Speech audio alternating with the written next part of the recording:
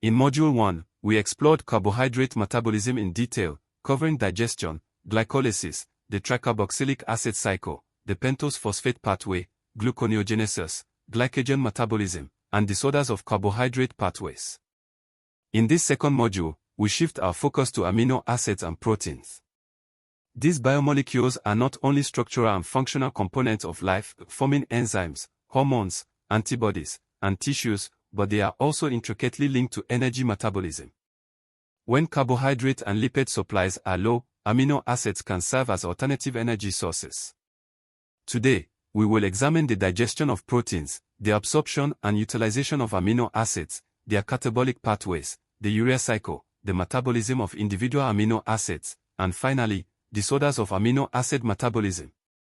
1. Digestion of proteins. Proteins from dietary sources cannot be absorbed directly, they must be broken down into amino acids and small peptides. Protein digestion begins in the stomach, where hydrochloric acid denatures protein structure, making peptide bonds accessible. The enzyme pepsin, secreted as pepsinogen, hydrolyzes proteins into smaller fragments. In the small intestine, pancreatic enzymes, trypsin, chymotrypsin, carboxypeptidases, and elastase further break down peptides into oligopeptides. The intestinal brush border enzymes, such as aminopeptidases and dipeptidases, complete digestion, producing free amino acids, dipeptides, and tripeptides.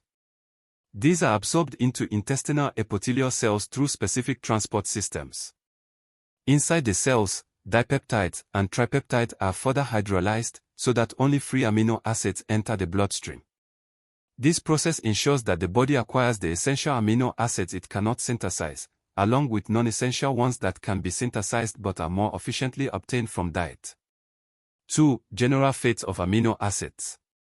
Once absorbed, amino acids enter a large metabolic pool and are used in three primary ways.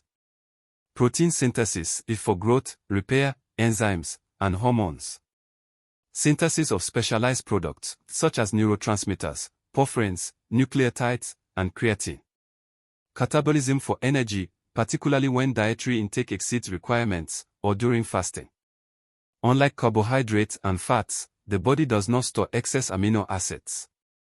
Surplus amino acids are degraded, with the amino group removed and the carbon skeleton repurposed. 3. Amino acid catabolism, transamination and deamination. Amino acid catabolism typically begins with removal of the amino group. Transamination is the transfer of an amino group from an amino acid to an alpha-keto acid, usually alpha-ketoglutarate, producing glutamate. This reaction is catalyzed by enzymes called aminotransferases, and it requires pyridoxal phosphate as a cofactor. Oxidative deamination then releases the amino group as free ammonia, particularly through the action of glutamate dehydrogenase. Ammonia is toxic, and therefore must be converted into a safer form for excretion. The carbon skeletons of amino acids, now freed of their nitrogen, can be oxidized for energy or converted into glucose or fat. 4. The urea cycle. The removal of nitrogen is achieved by the urea cycle, also called the ornithine cycle. This pathway takes place in the liver and disposes of excess nitrogen safely. The urea cycle begins with ammonia and carbon dioxide combining to form carbamoyl phosphate. This compound enters a cyclic sequence involving ornithine, citrulline, argininosuccinate, and arginine, ultimately producing urea and regenerating ornithine. Urea is highly soluble and is excreted in urine by the kidneys. This cycle is critical because it prevents toxic accumulation of ammonia, particularly in the brain. Disorders of the urea cycle, such as ornithine transcarbamylase deficiency, can cause severe hyperammonemia. 5. Carbon skeletons of amino acids. The carbon skeletons of amino acids are metabolized into common intermediates. Based on their catabolic products, amino acids are classified as glucogenic amino acids, those that give rise to glucose precursors, such as pyruvate or intermediates of the TCA cycle. Examples include alanine, serine, glutamate, and histidine. Ketogenic amino acids, those that form ketone bodies or fatty acids, typically via acid-CoA or acetoacetate. Examples include leucine and lysine. Both glucogenic and ketogenic amino acids, such as isoleucine, phenylalanine, tyrosine, and tryptophan. This classification underscores how amino acid catabolism contributes flexibly to energy metabolism, depending on the body's needs. 6. Metabolism of selected amino acids. Let us now briefly discuss some notable amino acids and their fates. Alanine, key in the glucosalanine cycle, transporting nitrogen from muscles to the liver. Glutamate and glutamine, central in nitrogen metabolism. Glutamine serves as a nitrogen donor in many biosynthetic reactions. Aspartate, provides nitrogen for the urea cycle and nucleotides. Phenylalanine and tyrosine, precursors of catecholamines such as dopamine, norepinephrine, and epinephrine, as well as thyroid hormones. Tryptophan, precursor of serotonin, melatonin, and niacin. Methionine, source of metal groups through S-adenosylmethionine. Histidine, precursor of histamine, a mediator of immune and gastric functions. Each amino acid has unique metabolic fates beyond energy production, linking protein metabolism with neurotransmission, hormonal regulation, and cellular signaling. 7. Specialized products derived from amino acids. Amino acids are also used to make specialized biomolecules essential for life. Neurotransmitters, dopamine, serotonin, gamma-aminobutyric acid, GABA. Hormones, thyroxine, epinephrine, melatonin. Porphyrins, heme for hemoglobin and cytochromes. Nucleotides, purines and pyrimidines require amino acid precursors. Creatine, important in energy storage in muscle. Glutathione, a tripeptide crucial for antioxidant defense. This diversity shows how amino acid metabolism extends far beyond simple protein turnover. 8. Disorders of amino acid metabolism. Defects in amino acid metabolism can cause significant disease. Some key examples include phenylketonuria, PKU caused by deficiency of phenylalanine hydroxylase, leading to accumulation of phenylalanine and neurotoxicity. Alkaptonuria, due to lack of homogentisate oxidase, causing accumulation of homogentisic acid and darkened urine.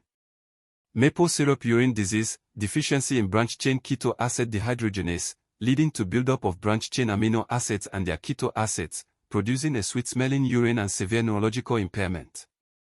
Homocystinuria, involving defective metabolism of methionine, associated with vascular and skeletal problems. Urea cycle disorders, result in dangerous ammonia accumulation, with severe neurological consequences. Many of these disorders can be managed through dietary restriction, supplementation, or enzyme replacement, highlighting the importance of metabolic knowledge in clinical practice. 9. Integration of protein and carbohydrate metabolism. Protein metabolism does not occur in isolation. During fasting or starvation, amino acids supply substrate for gluconeogenesis, helping to maintain blood glucose levels. During prolonged energy demand, glucogenic amino acids are converted to glucose, while ketogenic amino acids provide ketone bodies. Hormonal regulation is critical here. Insulin promotes protein synthesis and inhibits breakdown, whereas glucagon and cortisol stimulate amino acid mobilization and gluconeogenesis.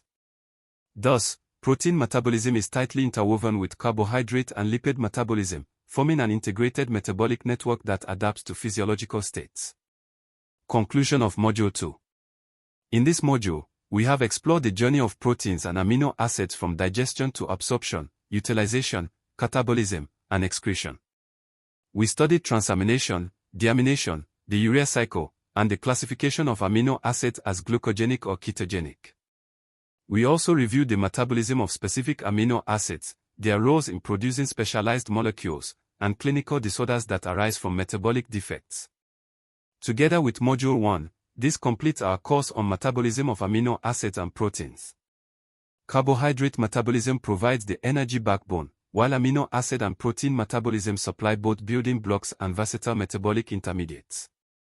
Disorders in either system highlight their importance to health and survival. Thank you for your attention, and I hope this course has deepened your understanding of how life's essential molecules are metabolized, integrated, and regulated.